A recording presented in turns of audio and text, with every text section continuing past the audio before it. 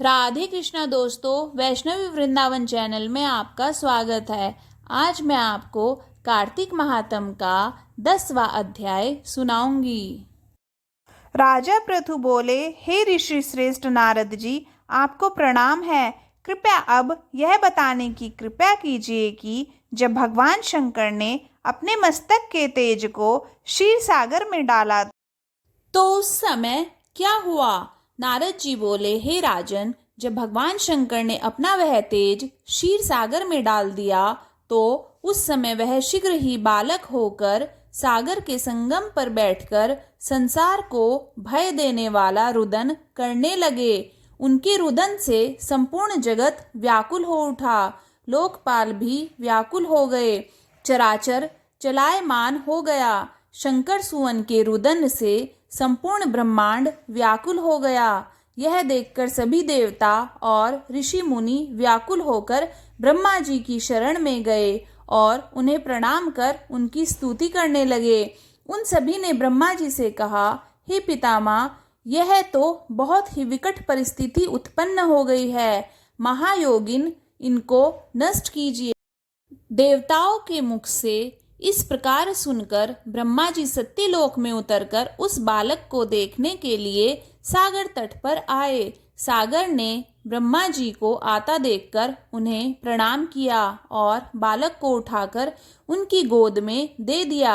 आश्चर्यचकित होते हुए ब्रह्मा जी ने पूछा, हे सागर, यह बालक किसका है? शीघ्रतापूर्वक कहो।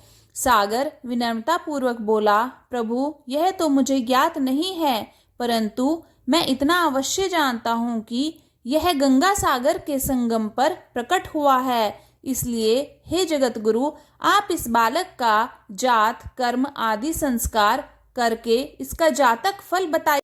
नारद जी राजा पृथु से बोले, सागर ब्रह्मा जी के गले में हाथ डालकर बार बार उनका आकर्षण कर रहा था।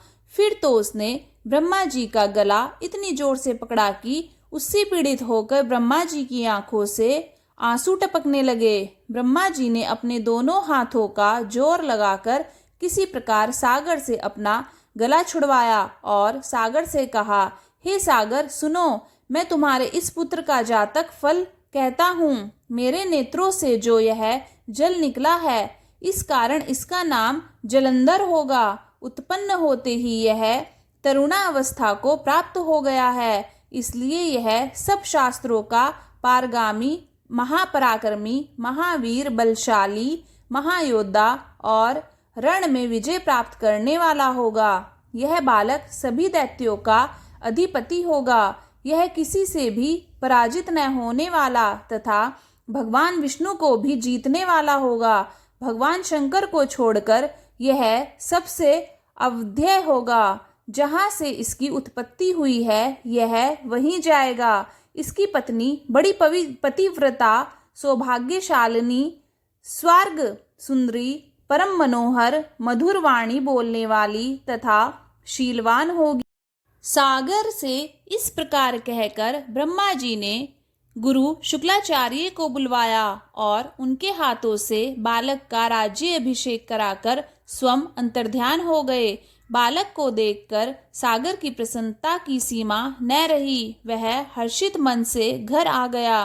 फिर सागर में उस बालक का लालन पालन कर उसे पुष्ट किया। फिर कालनेमी नामक असुर को बुलाकर वृंदा नामक कन्या से विधि पूर्वक उसका विवाह करा दिया।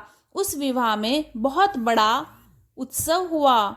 श्री गुरु शुक्लाचार्य के प्रभाव से पत्नी सहित जलंधर दैत्यों का राजा हो गया। दोस्तों, यह था कार्तिक महात्म कथा का 10वां अध्याय। अगर आपको यह वीडियो अच्छी लगी तो वीडियो को लाइक कीजिए, चैनल को सब्सक्राइब कीजिए और कमेंट बॉक्स में लक्ष्मी नारायण लिखिए। जय श्री लक्ष्मी नारायण।